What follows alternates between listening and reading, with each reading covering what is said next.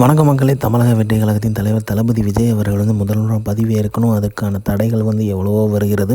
இதையும் கடந்து கண்டிப்பாக தளபதி அவர்கள் சாதிப்பார் அப்படிங்கிறது நமக்கு தெரியும். ஏன்னா அதுக்கு நம்ம பழக்கப்பட்டிருக்கோம். டைம் டு லீட் கண்டிப்பாக அதை லீட் பண்ணுவாருங்கிறதுல எந்த டவுட்டுமே கிடையாது.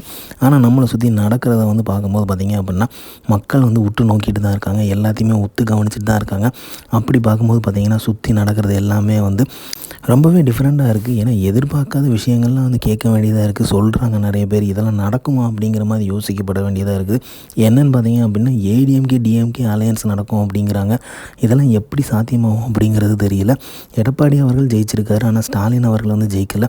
ஸோ உதயநிதி அவர்கள் ஜெயிச்சிருக்காரு. ஸோ இதை வைத்து எந்த மாதிரி அடிப்படையில் அவங்க கவர்மெண்ட் ஃபார்ம் பண்ணுவாங்க அப்படிங்கிறதுமே தெரியல. அதே மாதிரி பார்த்திங்க அப்படின்னா எடப்பாடி அவர்கள் போய்த்து ஆளுநரை மீட் பண்ணியிருக்காரு. அதுவுமே எதுக்குன்னு தெரியலை. ஸோ இந்த மாதிரி சுற்றி நடக்கிற விஷயங்கள்லாம் பார்க்கும்போது பார்த்திங்க அப்படின்னா ஒரே குழப்பங்கள் இருக்குது. ஏற்கனவே கன்ஃபியூஷன் நிறையவே இருந்துக்கிட்டு இருக்குது. இன்னொரு பக்கம் பார்த்திங்க அப்படின்னா ஆதரவு கேட்டு தாவேகா கேட்டிருக்காங்க. ஸோ விடுதலை சிறுத்தைகள்கிட்ட கேட்டிருக்காங்க, சிபிஐ சிபிஎம்கிட்ட கேட்டிருக்காங்க. ஸோ அவங்க இன்னுமே பதில் சொல்லாமல் இருக்காங்க. ஆலோசித்து சொல்கிறோம் அப்படிங்கிற மாதிரி சொல்கிறாங்க. ஆனால் இன்றைக்கி பார்த்திங்க அப்படின்னா திமுக தலைவர் மு.க. ஸ்டாலின் அவர்களுடன் மீட்டிங் பண்ணியிருக்காங்க. இவங்க எல்லாருமே டிவிகேக்கு ஆதரவு கொடுக்காம நம்ம கூட்டணியிலே இருங்க அப்படிங்கிற மாதிரி சொன்ன மாதிரியான தகவல் வந்துகிட்டு இருக்குது. ஸோ இதெல்லாம் பார்க்கும்போது பார்த்திங்க அப்படின்னா உண்மையாக இருக்குமோ டிஎம்கே ஏடிஎம்கே அலையன்ஸ் அப்படிங்கிற மாதிரி என்ன தோணுது.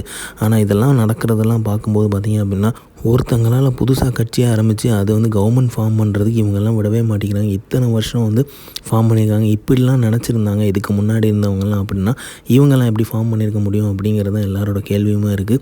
ஸோ ஒருத்த மனுஷனை இவ்வளோ தூரம் கார்னர் பண்ணாங்க அப்படிங்கிறது தான் இங்கே பார்க்க வேண்டியதாக இருக்குது. ஸோ இது எல்லாத்தையுமே மக்கள் உற்று நோக்கிட்டு தான் இருப்பாங்க. ஸோ இதே மாதிரி சொல்லிட்டு நடக்கும் அப்படின்னா கவர்னர் ஆட்சி நடக்குது, 6 மாதம் கழித்து தேர்தல் கண்டக்ட் பண்ண போகிறாங்க அப்படின்னா அப்போ வேறு லெவல் சம்பவமாக இருக்கும். அதே மாதிரி பார்த்திங்க அப்படின்னா இவங்க அலையன்ஸ் வச்சு தாவேகா எதிர்க்கட்சியாக இருந்துச்சுன்னா அப்பயுமே வேறு லெவலில் சம்பவமாக தான் இருக்கும். ஸோ எது நடந்தாலுமே தளபதி விஜய்க்கு சாதகமாக தான் இருக்குங்கிறதுல எந்தவித சந்தேகமே கிடையாது.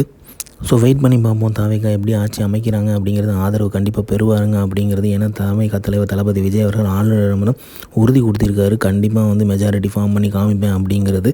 ஸோ ஆனாலுமே ஆளுநர் ஒத்துக்கல. ஸோ நீங்கள் பெரும்பான்மை காமிச்சா தான் பதவி பிரமாணம் பண்ண முடியும் அப்படிங்கிற மாதிரி சொல்லியிருக்கனால கண்டிப்பாக தளபதி அவருக்கு தெரியும், அந்த ஐடியா இருக்கும்.